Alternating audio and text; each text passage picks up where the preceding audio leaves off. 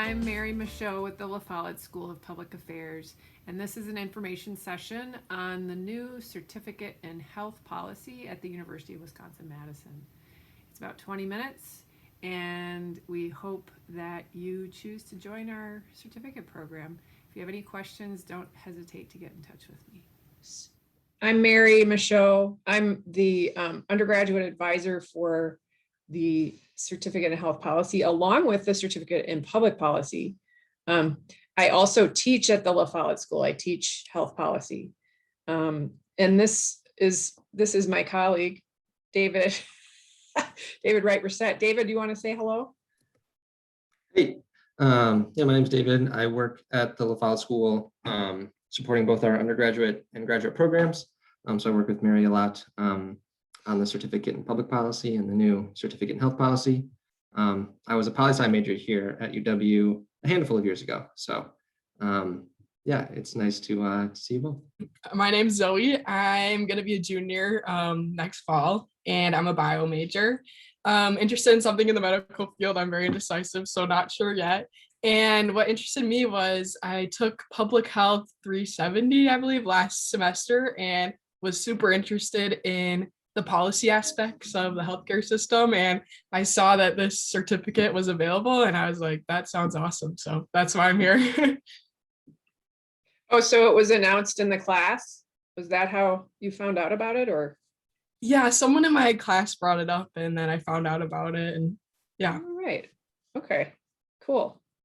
And if I might ask, so I know in that class there's some focus on policy, but what in particular was compelling? Do you remember specific things you learned where you were like, what? Yeah, just how the healthcare system of the United States and how poorly it's ranked. And I just kind of was curious the ins and outs of that and stuff. So that's kind of what sparked in that class, that sparked my interest in this, like the healthcare system, specifically the United States. So yeah. All right, thanks. Very useful. Ellie, do you want to say much, or? Yeah, I can talk. So hi, I'm a junior in biomedical engineering. And I guess I was interested in the health policy certificate because I felt like it complemented my major really well. Just because like engineering is so focused on like math and science and numbers and stuff. I wanted to also like take some elective sorts of classes that focused on like the people aspect of engineering. So I thought that this would be a good certificate for that. And also like with the COVID-19 pandemic, I think it's come to light that like we need more people in health policy. So I think it would be really cool to be one of those people in the future.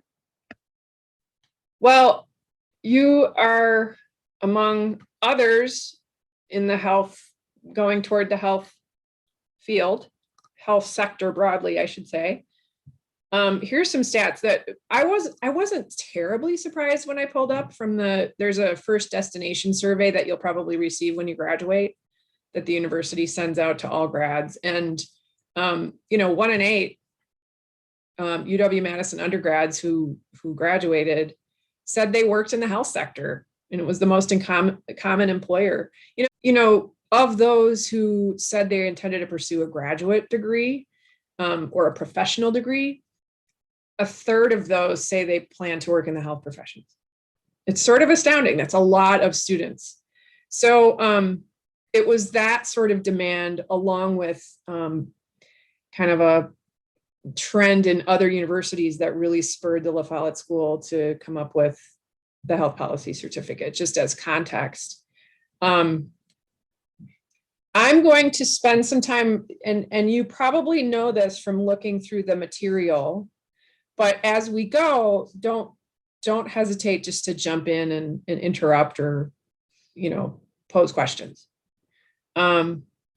So the certificate covers basically these areas, which are, coming out of a certificate of 12 credits. What we expect students to have is a good familiarity with these things, right? Not to be expert, not to sort of have a major in those things, but certainly, as you said, Ellie, to complement your major. So one thing you'll come out with in taking one of the required courses, 201, is this familiarity with just contemporary issues and issues that have been around for decades. And when it comes to inequality and inequity, hundreds of years, right, in the making. So those issues become familiar to folks going through the certificate, and how to talk with people about them, how to kind of think about them critically. The second piece is sort of applying what we call a public policy lens. And what that really means is looking at the ways public policy influences health outcomes. And there are a million different sort of ways you can look at complex issues, but when we look at a public policy lens, we tend to look at issues from a sense of what is in the interest of the public good, right? So a lot of issues around the commons, you might have heard about that in other classes, a lot of issues around sort of public goods, unintended consequences of policy, being really thorough that we know we've looked at the evidence that's available, things like that. A third thing that comes out of taking the courses in this certificate is really a familiarity with how we look at those issues through quantitative lenses, using qualitative data, how you get to those data, like data sets. You should be somewhat, at least not pretty familiar with, how you might answer a health policy question. Then there's a third course that's really specializing, if you will, through one course in an area of your interest. This could be in business. It could be in mental health or psychology. It could be a lot of different areas. Like Zoe, you mentioned public health, right? And then finally, putting these together in a setting where health policy is really relevant. So we're developing connections with local insurers, health systems, community health coalitions and alliances, the Department of Health Services at the state. If someone did an internship in Washington, D.C. that was in health policy, that would all be great, right? And I'll go through a little bit about that. These are the courses that are required, and this is all available in the guide. David, did you already share? I couldn't see. Yeah, there's the guide. So, the first course, as I said, 201, that's offered fall and spring. I'll be teaching it in the spring. This fall, Christine Durance is teaching it, and she's a health economist, basically, whose specialty areas of research, sort of interest areas in research, are wide ranging, but she does focus a lot on women's reproductive health, along with inequalities in family health outcomes. So to have her teaching this, she came from the University of North Carolina at Chapel Hill last year, and she's fabulous. So to have her teaching this is great. I've spent, oh God, too many years, 25 years in the health sector between medical care administration and public health. So I approach these problems from a very practical standpoint, like what actually happens in doctors' offices because of health policy, or what doesn't, right? The second course is really an analytic tools course. This is taught by Yang Wang. She's a health economist. Right now, we may have others teach it in the future, but for right now, she runs through lots of different ways of looking at data as applied to health policy. So a lot of great examples. I talked a little bit about the specialization course. All of those are listed in the guide. They may expand in the future. Just know that. Since Zoe, you're just going to become a junior, you may have the opportunity to take other courses. Although I think the course you just mentioned is in that list, if I'm not mistaken. Yeah. So you're already partway there, a quarter of the way there.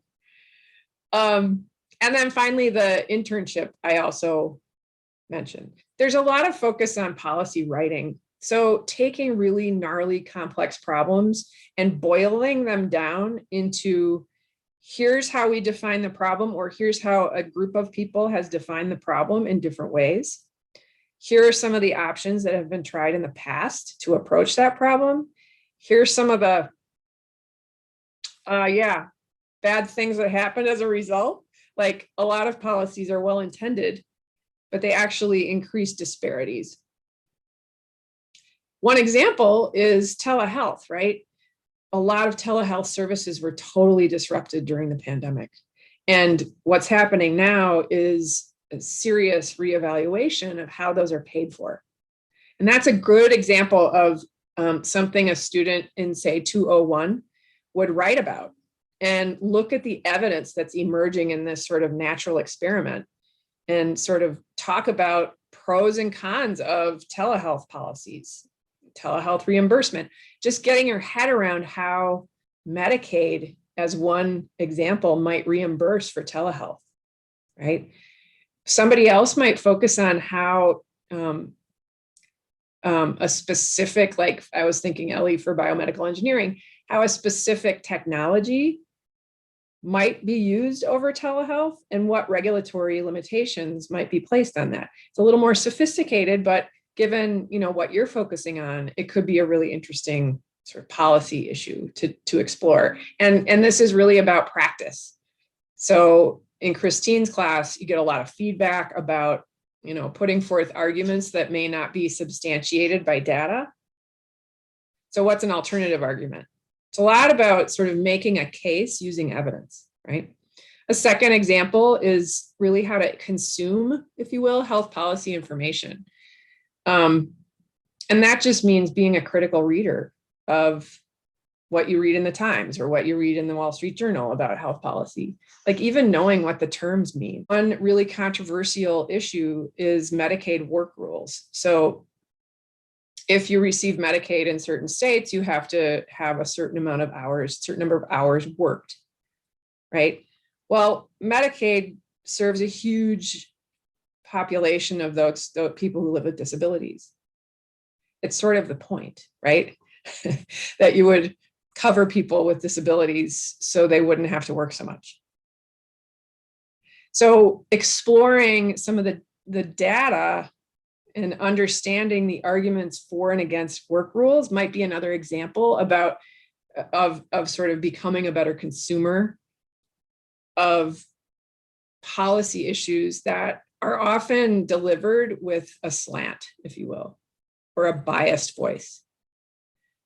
A third example it's in the undergraduate certificate, we're really, as well as in our master's programs, we're really focusing on asking better questions about health policy. You know, one of those might be sort of who are the players, if you will, who has an interest in an issue. Right now, long-term care is a huge focus of the Biden administration and improving conditions for the workforce. We've known that for a long time, but the pandemic just laid it bare, right? So asking better questions about health policy, like who else has a stake in improving long-term care besides residents and their families? Long-term care workers, for sure, right? Hospitals who needs somewhere to discharge people to, who are not sick enough to be in the hospital, but not well enough to be out in the community. So these are the kinds of questions that you really find yourself becoming better at asking, if that makes sense. And for providers, if your plan is to go into a healthcare provider situation, be a healthcare provider, that kind of critical analysis and understanding sort of the bigger picture of who's got a stake in this game can really actually help you improve quality as a provider in the system where you're working. So that's pretty exciting, I think. So a lot of folks have questions about the internship. And right now we offer Public Affairs 327, and that is also something this spring I'll be teaching. Next summer, I'm not sure which faculty member will teach it. Right now, we have a political scientist who's awesome, who's teaching it. His name's Mark Kopolovich. And so the spring or summer terms currently, and this is really about getting some experience on a focused project or issue area in the context of an organization in the health sector.